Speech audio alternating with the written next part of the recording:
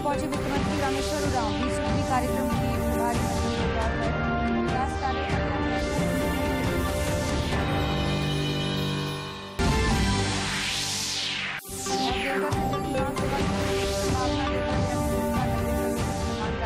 अगस्त के अंत तक सभी काम हो जाएंगे पूर्ण।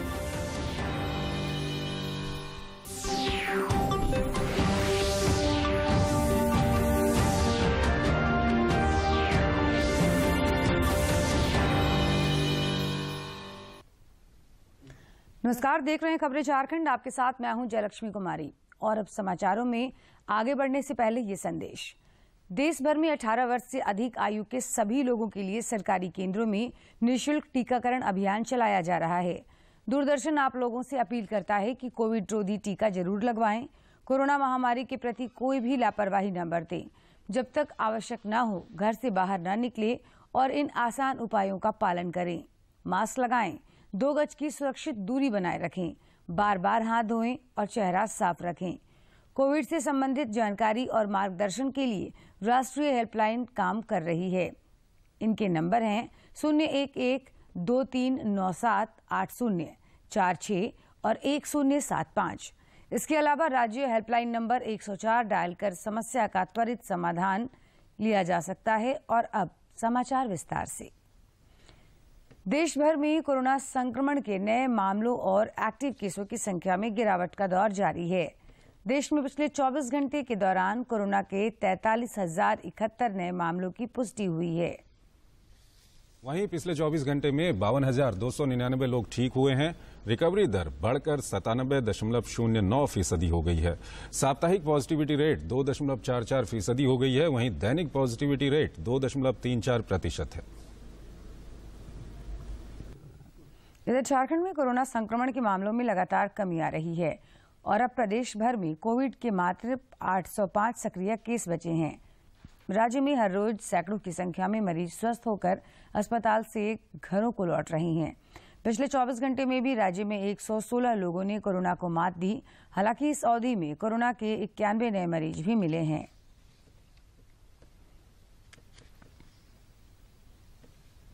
कोरोना के चेन को तोड़ने के लिए राज्य भर में आज स्वास्थ्य सुरक्षा सप्ताह के तहत वीकेंड लॉकडाउन प्रभावी है, जो कल सुबह 6 बजे तक चलेगा। सप्ताहांत बंदी का यह चौथा चरण है, जिस दौरान आवश्यक सेवाओं को छोड़कर सभी गतिविधियों पर पूर्णतः पाबंदी है। वीकेंड लॉकडाउन की वजह से राजधानी रांची में भी सभी दुकानें बंद हैं तथा सड़कों पर सन्नाटा पसरा है और इक्का दुक्का गाड़ियां ही नजर आ रही हैं। झारखंड में स्वास्थ्य सुरक्षा सप्ताह के तहत साप्ताहिक लॉकडाउन का असर साफ तौर पर देखने को मिल रहा है। ये राजधानी रांची की तस्वीरें हैं, जहां देख सकते हैं हमारे पीछे सिर्फ इक्का दुक्का वाहन ही नजर आ रहे हैं और ये तस्वीरें राज्य के ज्यादातर इलाकों में यही देखने को मिल रही है। तो हम कह सकते हैं कि लोग भी कोरोना संक्रमण के चेन को तोड़ने के लिए सरकार के साथ हैं और वो अब जागरूक भी हैं कि किस तरीके से कोरोना संक्रमण में सेकेंड वेव में जो स्थिति देश में पैदा हुई थी और झारखंड में भी लगातार केसेस बढ़ रहे थे, उसके बाद लोगों ने संयम का परिचय दिया और सरकार के तौर पर जो दिशा निर्देश जारी किया गया उसका भी लोगों ने पालन किया। और हम देख सकते हैं कि जो वीकेंड लॉकडाउन राज्य में लगाया जा रहा है पिछले 3 सप्ताह से, वो सैटरडे की शाम इस बार 8 बजे के बाद से लॉकडाउन लगा था और ये सोमवार की सुबह 6 बजे तक पूर्ण लॉकडाउन लगाया गया है। सिर्फ जो अति आवश्यक सेवाएं हैं उसे ही सिर्फ बहाल रखी गई है, उसके लिए ही लोग घरों से बाहर निकल सकते हैं। तो हम निश्चित तौर पर कह सकते हैं कि सड़कों पर आवाजाही बिल्कुल कम हो रही है और लोग सरकार के जो दिशा निर्देश हैं उसका पालन कर रहे हैं। तो एक जो देश में थर्ड वेव की आशंका जताई जा रही है, तो अगर हम इसी तरीके से संयम दिखाएं और कोरोना के प्रति जागरूक हों और जो दिशा निर्देश दिए गए हैं और जो कोरोना से बचाव के गाइडलाइंस है उनका हम पालन करें, तो निश्चित तौर पर देश को थर्ड वेव से बचाया जा सकता है। दूरदर्शन समाचार के लिए रांची से मैं दिवाकर कुमार। केंद्र सरकार की पहल पर प्रधानमंत्री केयर फंड के सौजन्य से गोड्डा में करोड़ों रुपए का ऑक्सीजन जनरेशन प्लांट PSA स्थापित किया गया है, जो कुछ ही दिनों में काम करना शुरू कर देगा।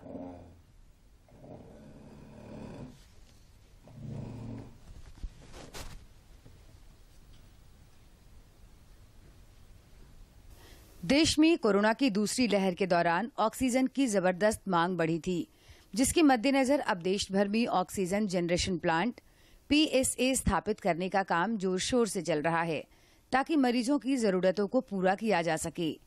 झारखंड के गोड्डा जिले में भी प्रधानमंत्री केयर फंड से करोड़ों रुपए की लागत से ऑक्सीजन जनरेशन प्लांट PSA स्थापित किया गया है, जो कुछ ही दिनों में काम करना शुरू कर देगा।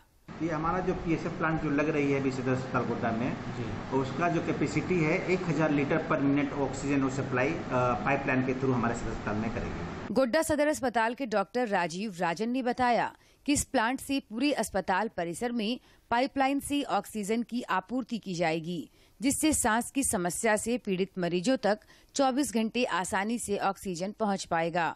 हर वार्ड में ऑक्सीजन पाइपलाइन के थ्रू ये PSA प्लांट से ऑक्सीजन सप्लाई 24 आवर्स होगी। स्थानीय सांसद निशिकांत दुबे ने भी स्थल भ्रमण कर ऑक्सीजन प्लांट की कार्य प्रगति का जायजा लिया है तथा संतोष व्यक्त किया।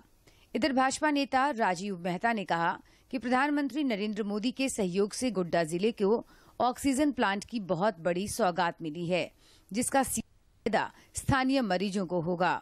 तीसरा लहर उठता भी है तो गोड्डा वासियों को, गोड्डा जिला के लोगों को ऑक्सीजन की कोई दिक्कत नहीं होगी। प्रधानमंत्री नरेंद्र मोदी के कुशल नेतृत्व में केंद्र सरकार द्वारा देश में बुनियादी स्वास्थ्य सेवाओं को लगातार सुदृढ़ किया जा रहा है, ताकि किसी भी आपदा, विपदा या महामारी की स्थिति में मरीजों को बेहतर से बेहतर चिकित्सा सेवाएं उनके घर के नजदीक ही मिल सके। गोड्डा से रंजन कुमार के साथ दिवाकर कुमार की रिपोर्ट। कोरोना संक्रमण की दूसरी लहर के सुस्त पड़ने के बाद अब सभी का ध्यान तीसरी लहर की आशंका से निपटने की ओर है, ताकि इसके जोखिम को कम किया जा सके। इस सिलसिले में खूंटी जिले में भी स्वास्थ्य विभाग की तैयारियां जोरों पर है।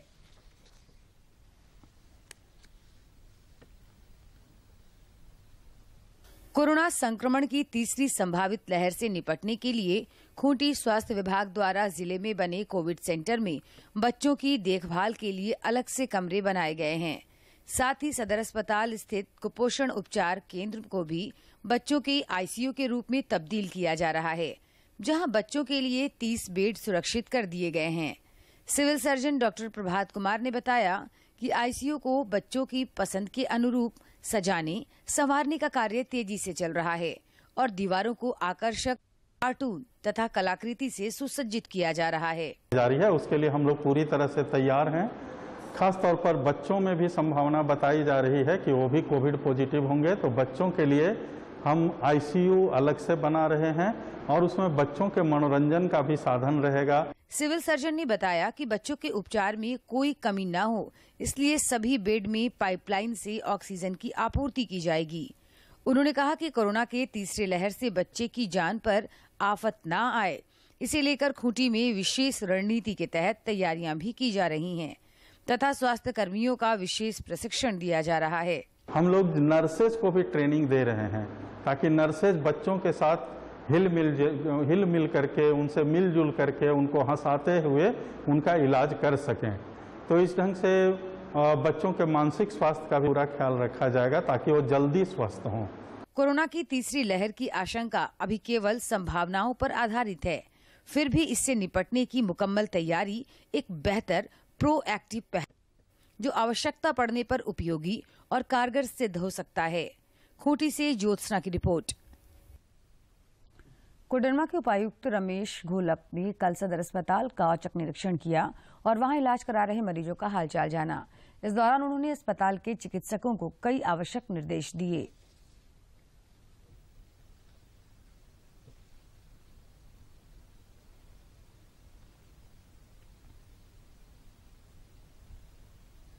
कोरोना संक्रमण की दूसरी लहर ने अधिकांश परिवारों को प्रभावित किया है। इस दौरान जहां कईयों ने अपनों को खोया, तो कईयों की रोजी रोटी पर बड़ा संकट खड़ा कर दिया। कोडरमा जिला प्रशासन ने ऐसे परिवारों की मदद के वास्ते हाथ बढ़ाया है।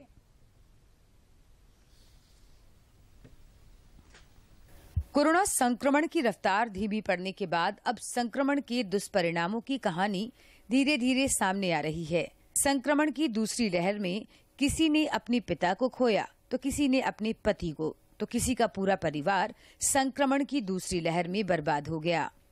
10 वर्षीय खुशबू ने बताया कि संक्रमण की दूसरी लहर में उसके पिता की मौत हो गई, जिसके बाद उसका पूरा परिवार बिखर गया। कोरोना में मेरे पिता की मृत्यु हो गई, वही मेरे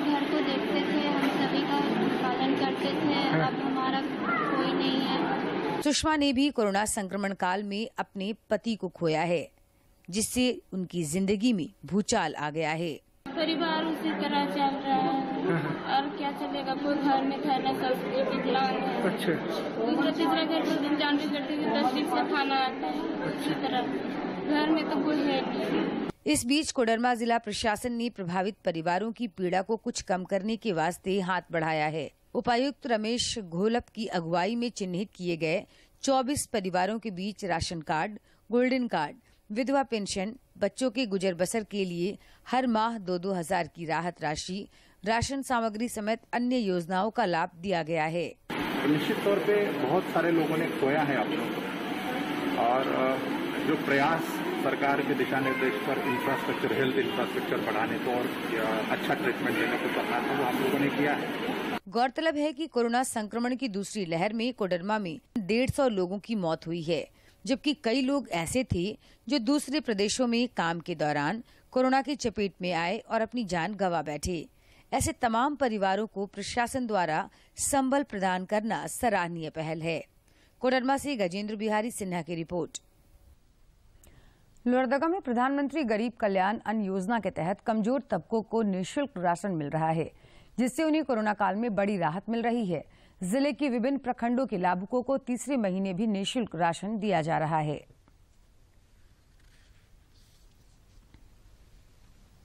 केंद्र प्रायोजित प्रधानमंत्री गरीब कल्याण अन्न योजना ने कोरोना संक्रमण काल में वंचित वर्गों को बड़ा सहारा दिया है, जिससे किसी को भी भूखे पेट सोने की नौबत नहीं आई। योजना से मिले मुफ्त राशन से रसोई गुलजार रही है। लोग को फ्री के राशन दे रहा है सरकार, खाने पीने के लिए दिक्कत नहीं हो रहा। लाभुकों का कहना है कि वे केंद्र सरकार की संवेदनशीलता के कायल हो चुके हैं। उन पर जब भी संकट के बादल घिरे हैं, सरकार ने जरूर उनकी मदद की है। फ्री ऑफ कॉस्ट राशन दिया, उससे हमारे ग्रामीण क्षेत्रों की जनता काफी प्रसन्न है, उन्हें काफी मदद मिली है कोरोना काल के कारण। लोहरदगा में जन वितरण प्रणाली के दुकानदार भी केंद्र प्रायोजित प्रधानमंत्री गरीब कल्याण अन्न योजना का लाभ जरूरतमंदों तक पहुंचाने में मदद कर रहे हैं। सबको मुफ्त राशन में सबको सहयोग हो रहा है, बहुत सहयोग। कोरोना काल ने निश्चित रूप से देश और समाज के समक्ष कई चुनौतियां पेश की हैं, लेकिन केंद्र सरकार का साथ मिलने से ये चुनौतियां दम तोड़ती नजर आईं और जिंदगी हमेशा जीतती दिखी। लोहरदगा से आसिफ रजा की रिपोर्ट। झारखंड समेत देश भर में कोरोना रोधी वैक्सीन की लोकप्रियता लगातार बढ़ती जा रही है और रोज नए कीर्तिमान गढ़े जा रहे हैं। देश में पिछले 24 घंटे में कोरोना वायरस की 63 लाख से अधिक वैक्सीन लगाई गई। टीके लगाए गए हैं। कोरोना के खिलाफ टीकाकरण अभियान में भारत तेजी से आगे बढ़ रहा है। वहीं पिछले 24 घंटों में 63,87,849 टीके लगाए गए। बच्चों को कोरोना की तीसरी लहर की आशंका से महफूज रखने के वास्ते देश भर में विशेषज्ञ लगातार मंथन कर रहे हैं। इस सिलसिले में आज रांची में IMA की डॉक्टर महिला विंग के सहयोग से स्वास्थ्य विभाग द्वारा वर्चुअल सिंपोजियम आयोजित की गई, जिसमें भारत समेत दुनिया के कई देशों के एक्सपर्ट बच्चों की ICU देखभाल और प्रशिक्षण से जुड़े विभिन्न पहलुओं पर चर्चा कर रहे हैं। राज्य के स्वास्थ्य मंत्री बन्ना गुप्ता भी सिंपोजियम में अपने विचार रखेंगे। जनजातीय मामलों के केंद्रीय मंत्री अर्जुन मुंडा आज पूर्वी सिंहभूम जिले के 2 एकलव्य आवासीय विद्यालयों की सौगात देंगे। केंद्रीय मंत्री ठीक इसी समय पूर्वी सिंहभूम के गुड़ाबांधा प्रखंड के हती आपता गांव में एकलव्य विद्यालय की आधारशिला रखने वाले हैं। बाद में वे धालबुमगढ़ के धोरधुआ में भी अपहरण करीब 3:30 बजे एकलव्य विद्यालय का शिलान्यास करेंगे। श्री मुंडा ने इससे पहले कल सरायकेला, खरसावां और पश्चिमी सिंहभूम में भी एकलव्य विद्यालयों की आधारशिला रखी थी। केंद्र सरकार ने जनजातीय समुदाय के बच्चों को बहुआयामी शिक्षा देने के वास्ते एकलव्य विद्यालय का प्रारूप प्रस्तुत किया है, जिस पर देश भर में काम शुरू हुआ है। जनजातीय मामलों के केंद्रीय मंत्री अर्जुन मुंडा ने शनिवार को सरायकेला, खरसावां जिला अंतर्गत राजनगर प्रखंड के खैरबनी में एकलव्य आदर्श विद्यालय की आधारशिला रखी और इसे शिक्षा के क्षेत्र में नई क्रांति बताया। माननीय प्रधानमंत्री जी के जनजातीय क्षेत्रों के एक बहुत ही महत्वाकांक्षी योजना है। इसमें प्रत्येक विद्यालय में 480 विद्यार्थी पढ़ेंगे और क्वालिटी एजुकेशन होगा, सारी चीज़ें उपलब्ध कराई जाएगी। और मैं समझता हूँ कि ये इंडिया 75वां वर्ष में प्रवेश करने के उपलक्ष्य में जनजातीय क्षेत्रों के लिए शिक्षा में एक नई क्रांति का उद्घोष करना है। पश्चिमी सिंहभूम जिले के हाटगम्हरिया के सियालजोड़ी और मझगांव प्रखंड के हल्दिया में भी आवासीय एकलव्य विद्यालयों का शिलान्यास कर स्थानीय लोगों को बड़ी सौगात दी। केंद्रीय मंत्री ने कहा कि केंद्र सरकार जनजातीय समुदाय के सामाजिक और आर्थिक उत्थान के साथ ही उन तक गुणवत्तापूर्ण शिक्षा सुलभ बनाने के वास्ते भी काम कर रही है। गौरतलब है कि केंद्र सरकार ने देश भर में 452 नए एकलव्य विद्यालय स्थापित करने का निर्णय लिया है, जिसके लिए केंद्रीय बजट में अलग से प्रावधान भी किए गए हैं। इन एकलव्य स्कूलों को सेंटर ऑफ एक्सीलेंस के रूप में विकसित किया जाएगा, जहां खेल के लिए भी अत्याधुनिक सुविधाएं होंगी। सरायकेला खरसावा से अनूप और चाईबासा से दिलीप बनर्जी के साथ दिवाकर कुमार की रिपोर्ट। राज्य के वित्त सह खाद्य आपूर्ति मंत्री रामेश्वर उरांव सिमडेगा के 2 दिवसीय दौरे पर हैं। श्री उरांव ने कल जिले के 20 सूत्री कार्यक्रम के प्रभारी मंत्री के तौर पर विकास कार्यों का जायजा लिया तथा संबंधित अधिकारियों को कई निर्देश दिए। उन्होंने कहा कि पदाधिकारी सेवाभाव से जनता के लिए विकास कार्य करें और जनप्रतिनिधियों के साथ तालमेल बनाकर रखें। जहां नियम विरुद्ध कार्य हो वहां बेहिचक कार्रवाई करें। श्री उरांव ने योग्य लाभार्थियों को राशन कार्ड का लाभ देने और नेटवर्क की समस्या होने पर ऑफलाइन माध्यम से राशन वितरण करने की भी हिदायत दी। साथ ही श्रमिकों को निर्धारित दर पर पारिश्रमिक का भुगतान करने को कहा। उन्होंने कहा कि विभिन्न क्षेत्रों में उपलब्धि हासिल कर सिमडेगा जिले ने अपनी खास पहचान बनाई है, इसे आगे भी बरकरार रखने की जरूरत है।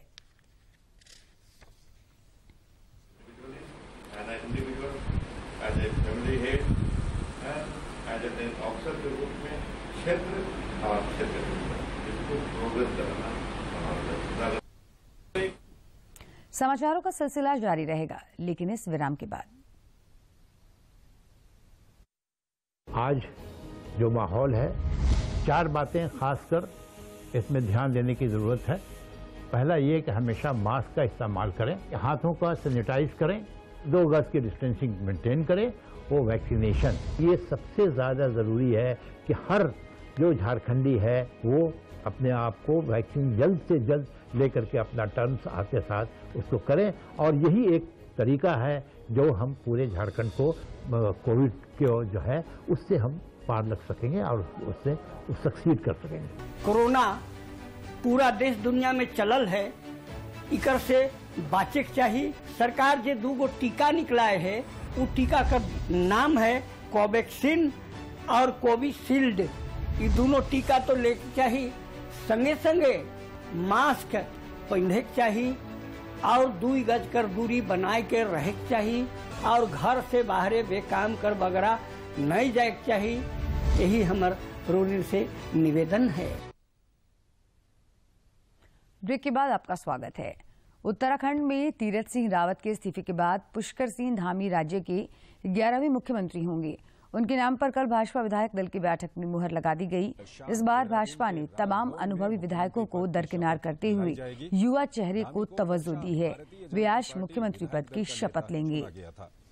नेता चुने जाने के बाद धामी ने भाजपा केंद्रीय नेतृत्व का आभार व्यक्त करते हुए कहा कि वो सभी के सहयोग से आने वाली चुनौतियों का मुकाबला करेंगे।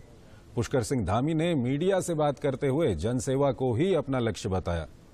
16 सितंबर 1975 को पिथौरागढ़ जिले में जन्मे पुष्कर सिंह धामी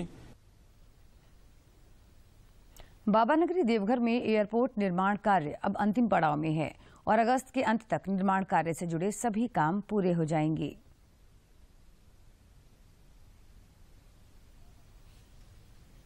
देवघर से जल्द ही विमान सेवा शुरू हो सकती है। एयरपोर्ट अथॉरिटी के महाप्रबंधक के एस विजयनन की माने तो एयरपोर्ट निर्माण से जुड़े सभी कार्य अगस्त के अंत तक पूरे कर लिए जाएंगे, जिसके पश्चात उद्घाटन के बाद विमानों का उड़ान शुरू हो जाएगा। अगस्त एंड का पहले सब कुछ कंप्लीट कर देंगे। एविएशन शुरू हो सकता है सो अगस्त तक हम लोग कोशिश कर रहा हूँ, because of the Covid and all थोड़ा डिले होता है, फिर भी हम कोशिश कर रहा हूँ कंप्लीट करने। Okay, thank you. देवघर के उपायुक्त मंजुनाथ भजंत्री और एयरपोर्ट अथॉरिटी के महाप्रबंधक KS विजयनन ने कुंडा स्थित एयरपोर्ट निर्माण कार्य का जायजा लिया, साथ ही समन्वय को लेकर एक बैठक भी की ताकि निर्धारित लक्ष्य के अनुरूप सभी काम पूर्ण हो जाएं। उपायुक्त ने एयरपोर्ट अथॉरिटी को हर संभव सहयोग का भी दिलाया है। और 80 सीट बिल्डिंग भी लगभग बन के तैयार है, टर्मिनल बिल्डिंग भी तैयार है और लगभग बहुत जल्दी ये सारे तैयार हो जाएंगे।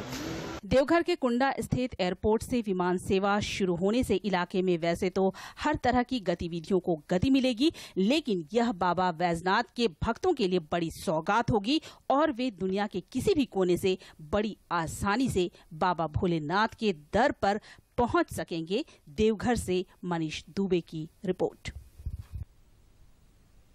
मुख्यमंत्री हेमंत सोरेन ने राज्य सरकार द्वारा तैयार नई खेल नीति के तहत ओलंपिक में स्वर्ण, रजत, कांस्य पदक जीतने वाले खिलाड़ियों को क्रमशः 2 करोड़, 1 करोड़ तथा 75 लाख रुपए की इनाम राशि दिए जाने की घोषणा की है। श्री सोरेन ने कहा कि राज्य सरकार का प्रयास है कि इस नीति से राज्य के खिलाड़ियों को अन्य विकसित देशों के अनुरूप तैयारी कराया जा सके और खिलाड़ियों को आधुनिक संसाधनों से लैस किया जा सके। मुख्यमंत्री ने कल विश्व तीरंदाजी में स्वर्ण पदक जीतने वाली 3 महिला तीरंदाज दीपिका कुमारी, कोमलिका बारी और अंकिता भगत के साथ साथ उनकी कोच पूर्णिमा महतो और भारतीय महिला हॉकी टीम की सदस्य निकी प्रधान और सलीमा टेटे से ऑनलाइन संवाद किया। श्री सोरेन ने दीपिका कुमारी को 50 लाख तथा अंकिता और कोमलिका को 20-20 लाख रुपए राज्य सरकार की ओर से देने की घोषणा की। इसके अलावा कोच पूर्णिमा महतो को 12 लाख रुपए और टोक्यो ओलंपिक में महिला हॉकी टीम की खिलाड़ी सलीमा टेटे और निकी प्रधान को 5-5 लाख रुपए दिए जाएंगे।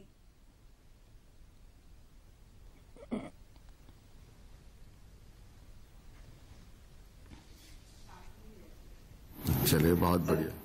निकी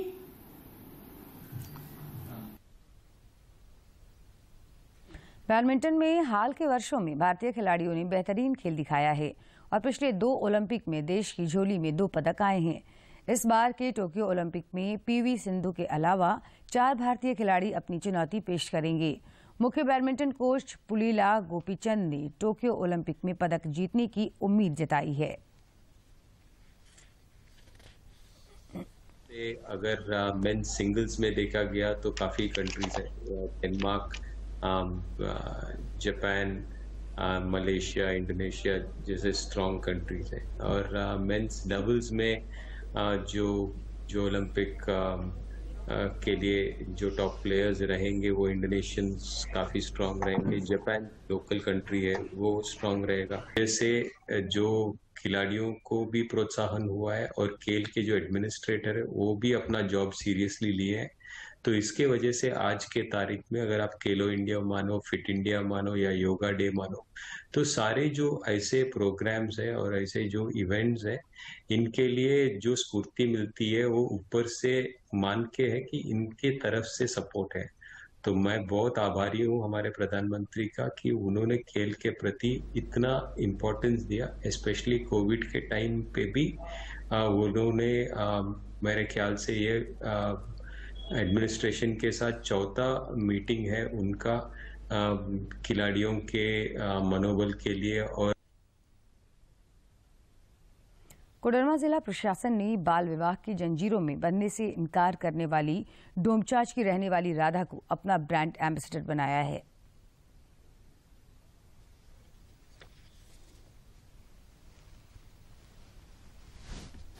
कोडरमा जिला अंतर्गत डोमचांच की रहने वाली राधा की कहानी ये है कि परिवार वाले आर्थिक तंगी के कारण महज 16 साल की उम्र में उसकी शादी कर रहे थे, जिसने कड़ा विरोध किया और पढ़ने तथा कुछ बनने की इच्छा जाहिर की, जिसकी वजह से उनको लगा कि बाल विवाह है तो क्या दिक्कत है, पर अभी जो है पार्टी आया है अच्छा तो हम शादी करा देते हैं। राधा ने बताया कि उसे पता भी नहीं था कि उसकी शादी होने वाली है। जब उसे तिलक और शादी के लिए घर में तैयारी होने लगी तब उसे अपनी शादी का एहसास हुआ। राधा ने पहले तो अपने घर वालों को समझाया और जब वे नहीं माने तो उसने अपने होने वाले ससुराल में फोन करके शादी से इनकार कर दिया। बेबी मैम हम उनको कॉल किए, फिर वो आए, वो समझाया सबको घर में, फिर भी कोई नहीं समझे।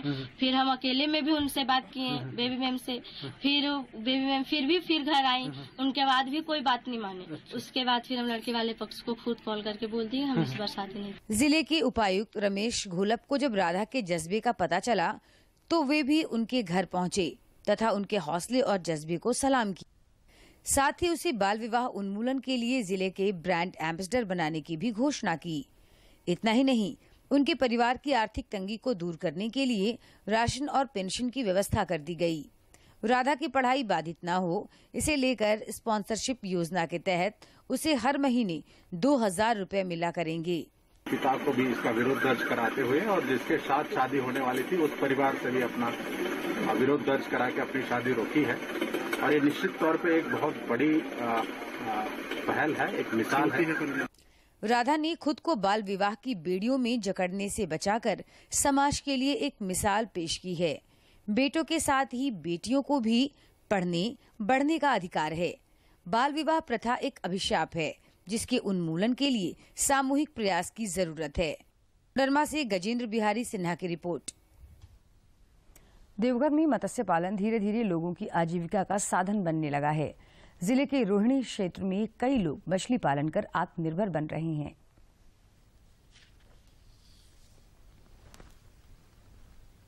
देवघर में मत्स्य पालन की असीम संभावना, जिस पर अब ध्यान दिया जा रहा है।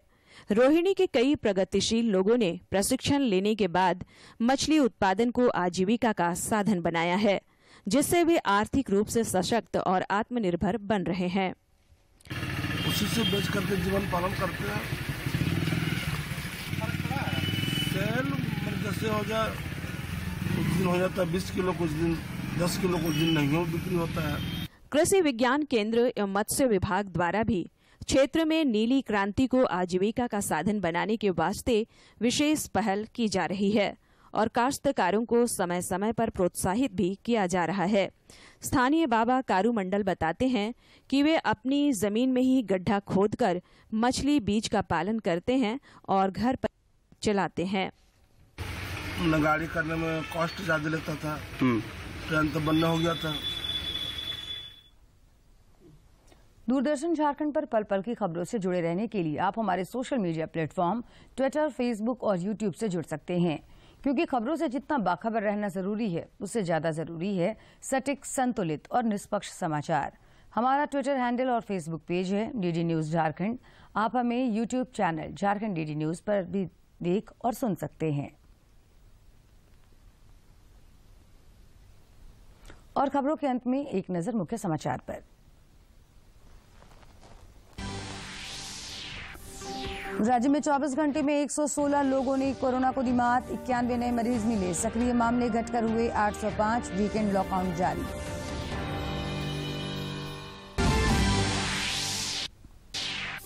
केंद्रीय मंत्री अर्जुन मुंडा द्वारा आज भी पूर्वी सिंहभूम जिलों में 2 एकलव्य आवासीय विद्यालयों का शिलान्यास कार्यक्रम, शिक्षा को मिलेगा नया आयाम। सिमडेगा दौरे पर पहुंचे वित्त मंत्री रामेश्वर उरांव, 20 सूत्री कार्यक्रम के प्रभारी मंत्री के तौर पर विकास कार्यों का लिया जायजा, दिए कई निर्देश।